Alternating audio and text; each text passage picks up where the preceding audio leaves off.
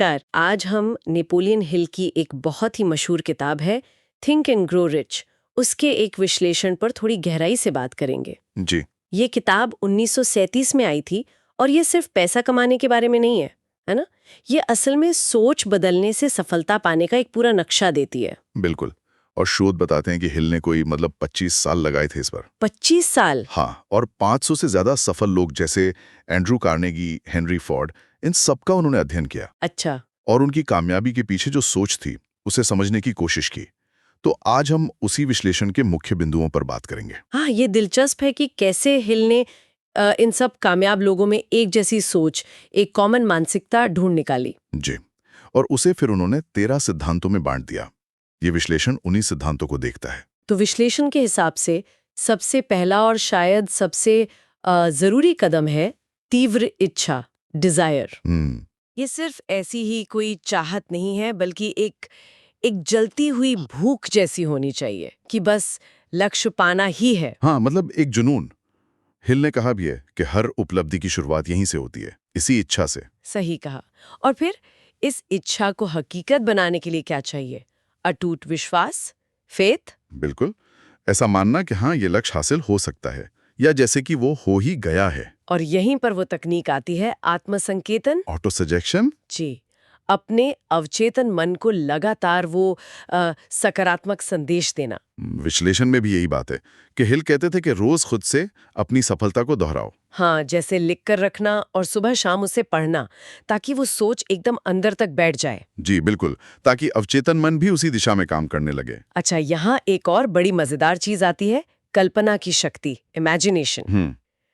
हिल का वो मशहूर कथन है ना कि भाई जो दिमाग सोच सकता है और जिस पर वो यकीन कर सकता है, उसे वो हासिल भी कर सकता है। हाँ, मतलब ये सुनने में ही कितना शक्तिशाली लगता है। लगता तो है, लेकिन यहाँ विश्लेषण एक जरूरी बात कहता है कि सिर्फ सोचना या कल्पना करना ही काफी नहीं है। अच्छा, तो फिर? हिल ने व्यवस्थित योजना यानी ऑर्गेनाइज प्लानिंग और साथ ही दृढ़ता मतलब परसिस्टेंस, इस पर भी उतना ही जोर दिया। हाँ, ये बात तो है। मतलब सिर्फ सोचने से काम नहीं चलेगा। नहीं, कामयाब लोग जो होते हैं वो तेजी से निर्णय लेते हैं, डिसीजन लेते हैं और फिर उस पर टिके रहते हैं। जबकि जो असफल होते हैं वो अक्सर टालमटोल करते हैं या दूसरों की बातों में आ जाते हैं। सही। और वो आसानी से हार भी नहीं मानते, है ना? विश्लेषण में ये भी होगा शायद। जी हाँ, बिल्कुल। विश्लेषण ये साफ करता है कि हिल के अध्ययन में शामिल लोग हार नहीं मानते थे।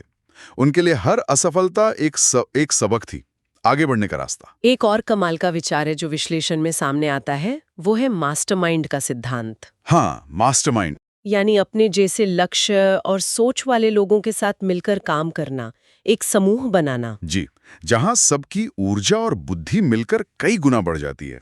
विश्लेषण कहता है कि ये आज के जमाने में भी जहां इतना सहयोग होता है, ये बहुत काम की चीज है। लेकिन शायद इसमें ये भी ध्यान रखना होता होगा कि समूह सही लोगों का हो। हाँ बिल्कुल, विश्लेषण इस पर भी चेताता है कि समूह को सावधानी से चुनना और चलाना जरूरी है। तो ये सारे सिद्धांत मिलकर क्या दिखाते हैं? कि सफलता सिर्फ बाहर की चीज नहीं है। सही कहा, ये असल में एक अंदरूनी, एक मानसिक प्रक्रिया है। सोच से शुरू होती है पर उसे कर्म तक ले जाना पड़ता है।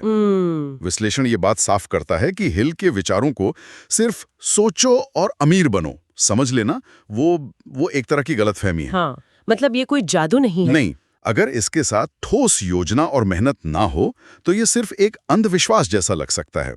सोच और कर्म दोनों का तालमेल चाहिए। तो कुल मिलाकर इस विश्लेषण का सार ये है कि थिंक एंड ग्रो रिच का जो मूल मंत्र है वो है मानसिक बदलाव। जी। सफलता चाहे वो पैसों की हो या किसी और चीज की, वो पहले सोच में आती है, फिर असलियत में। बिल्कुल, जैसा हिल ने कहा, भाव वही है कि दिमाग जिसे सोच सकता है और जिस पर यकीन कर सकता है उसे पा भी सकता है। और ये सिद्धांत, जैसा विश्लेषण भी कहता है, आज भी उतने ही प्रासंगिक लगते हैं, है ना? हाँ बिल्कुल, खासकर आत्मविश्वास बढ़ाने और अपने लक्ष्य तय करने के लिए।